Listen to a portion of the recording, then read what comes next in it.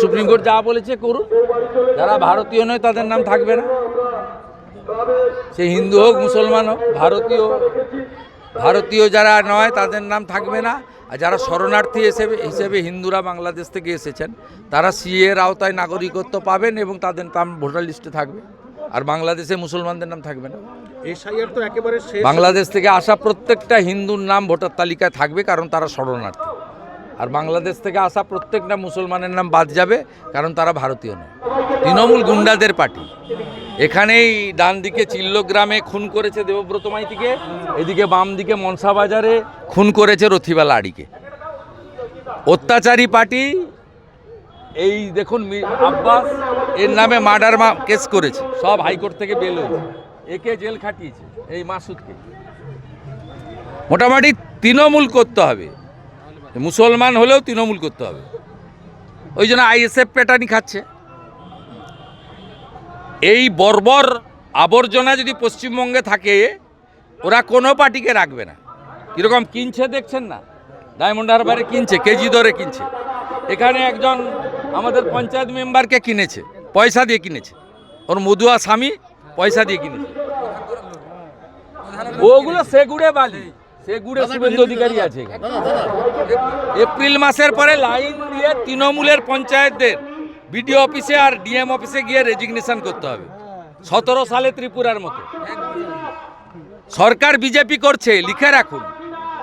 আর সরকার BJP করার পরে April মাস তো আর 2 মাস, তারপরে দেখবেন পরিষ্কার। আমি আপনাকে বলছি, নন্দীগ্রাম 21 সালে যেটা বুঝেছিল আজকে গোটা বাংলা বুঝছে। গোটা বাংলার লোক বলছে নন্দীগ্রাম ঠিক।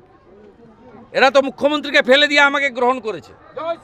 এরা অনেক কিছু পায়নি, পাওয়ার আশাও করে না, কিন্তু শান্তিতে রাখার কাজটা অন্তত আমি করেছি। এই যে খেলা মেলা, নিজেরা চাঁদা তুলে সব মিলে একটা ধর্মীয় অনুষ্ঠান করছে, প্রসাদ খাচ্ছে, পায়েস খাচ্ছে, পুজো দিচ্ছে, প্রণাম করছে, মাথায় সিঁদুর, নাম হচ্ছে, সংকীর্তন হচ্ছে, ভজন হচ্ছে, এই যে আনন্দের মধ্যে আছে। এইটা হচ্ছে এখানকার বিধায়ক শুভেন্দু অধিকারী আছে বলে। হ্যাঁ বলেছি তো, রাষ্ট্রবাদী যারা এই বুথে মুসলিম বুথে এজেন্ট দিলে তৃণমূল ভোট পাবে না। গরিব মুসলমানদেরকে ঠকিয়েছে। যত সুযোগ সুবিধা আছে, সুযোগ সুবিধা সুফিয়ানরা নিয়েছে, সাউদ্দিনরা নিয়েছে, কোনো গরিব মুসলমান পায়নি। আমাদের অনেক রাষ্ট্রবাদী সংখ্যালঘু ভাইও এখানে এসেছেন, আব্বাস ভাই, মাসুদ ভাই, যারা ভারতীয় সংস্কৃতিকে বিশ্বাস করেন এবং রাষ্ট্রবাদে বিশ্বাস করেন, যারা উগ্র মৌলবাদ জঙ্গিবাদকে সমর্থন করেন না, তাদেরকেও ধন্যবাদ জানাচ্ছি। আপনারা জানেন যে ঠাকুর শ্রী শ্রী রামকৃষ্ণ দেবের নামাঙ্কিত এই রামকৃষ্ণ সংঘ 30তম বর্ষে পদার্পণ করেছে এবং ঠাকুরের জন্মতিথিকে কেন্দ্র করে এই ধর্মীয় অনুষ্ঠান হয়। এবং ঠাকুরের একজন যোগ্য শিষ্য ছিলেন স্বামী বিবেকানন্দ।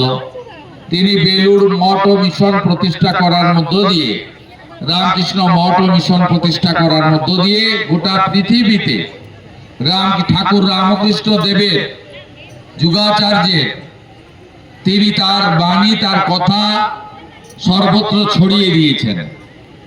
আমি চাইব ঠাকুরের দেখানো পথে আমরা সবাই উদ্বুদ্ধ হব। ভারতীয় সংস্কৃতি, সনাতন সংস্কৃতি এবং আমাদের সকলের যে মঙ্গল কামনা করার জন্য স্বামী বিবেকানন্দ যে মঠ মিশন প্রতিষ্ঠা করেছিলেন, তার 4টে দিক আছে। একটা হলো মানুষের মধ্যে, যে বিশেষ করে আমাদের হিন্দুদের মধ্যে যে লুক্কায়িত আধ্যাত্মিক চেতনা আছে তাকে জাগ্রত করা। দ্বিতীয় হচ্ছে শিক্ষাদান, শিক্ষার প্রসার করা। 3 হচ্ছে আর্ত মানুষ, অসুস্থ মানুষ, পীড়িত মানুষকে স্বাস্থ্য পরিষেবা দান করা। আর চতুর্থ হচ্ছে সেবা দান করা। যদি কেউ বিপদে পড়ে, কোথাও যদি বন্যা হয়, কোথাও যদি ভূমিকম্প হয়, কোথাও যদি খরা হয়, কোথাও যদি মানুষ বিপর্যয়ের সামনে পড়ে, তখন তাকে সেবার মধ্য দিয়ে তার মধ্যে পৌঁছে যাওয়া। এটাই স্বামী বিবেকানন্দ ঠাকুর রামকৃষ্ণ দেবের নামাঙ্কিত তার ভাবধারার মূল উদ্দেশ্য ছিল। ঠাকুরের যত আদর্শ, সে প্রচারের কাজ রামকৃষ্ণ মিশন মঠ মিশন করে। এবং আমরা যে স্বামীজির ভাবনাতে বক্তব্য, তিনি সব সময় বলে গেছেন যত্র জীব তত্র শিব, অর্থাৎ মানুষের মধ্যেই লুকায়িত ঘুমন্ত দেবত্ব রয়েছে, আমি তাকে জাগ্রত করতে চাই।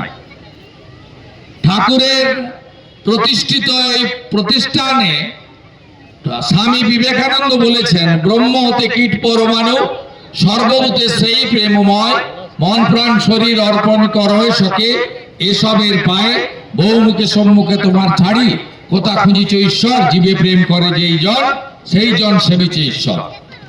অর্থাৎ আমাদের সকলকে এই আধ্যাত্মিকতা বা চেতনার মধ্য দিয়ে, সনাতন সংস্কৃতিকে জাগ্রত করার মধ্য দিয়ে ঠাকুরের আদর্শ চারিদিকে প্রচার করতে হবে। আমার বলতে খারাপ লাগে, যখন দেবব্রত মাইতি চিল্লগ্রাম কোন রাজনৈতিক দল করতেন না, তাকে এসে খুন করে দিয়ে যাওয়া হয়।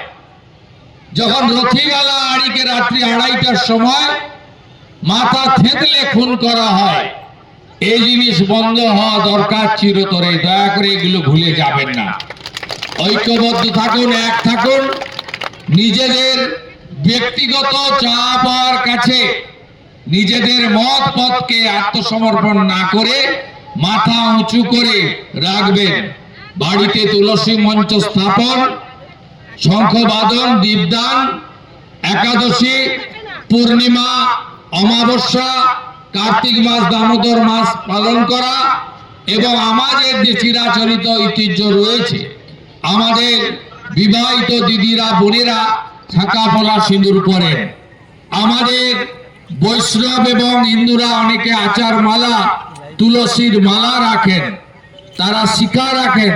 তাদের যে স্বচ্ছতা, শুদ্ধতা, পবিত্রতা এবং আমাদের যে ধর্মের সংস্কৃতি, হাজার হাজার বছরের সনাতনী সংস্কৃতি, তাকে অক্ষয় অমর করে রাখার দায়িত্ব সকলকে নিতে হবে। সাথে সাথে আমরা ভারতবর্ষকে 3টে নামে ডাকি। ইংরেজিতে ইন্ডিয়া বলি আর হিন্দুস্তান বলি। হিন্দুস্তান যাতে কোনোভাবে বাংলাদেশের জামাতিদের মতো আরো কোনো জামাতিদের হাতে না চলে যায়, এটাই হবে ঠাকুরের কাছে আমার সবচেয়ে বড় প্রার্থনা। আমাদের ভিডিও ভালো লাগলে লাইক এবং শেয়ার করুন। কমেন্ট সেকশনে গিয়ে জানান আপনাদের মতামত। আরও ভিডিও পেতে আমাদের চ্যানেল সাবস্ক্রাইব করুন এবং প্রতি মুহূর্তে খবরের আপডেট পেতে প্রেস করুন বেল আইকন।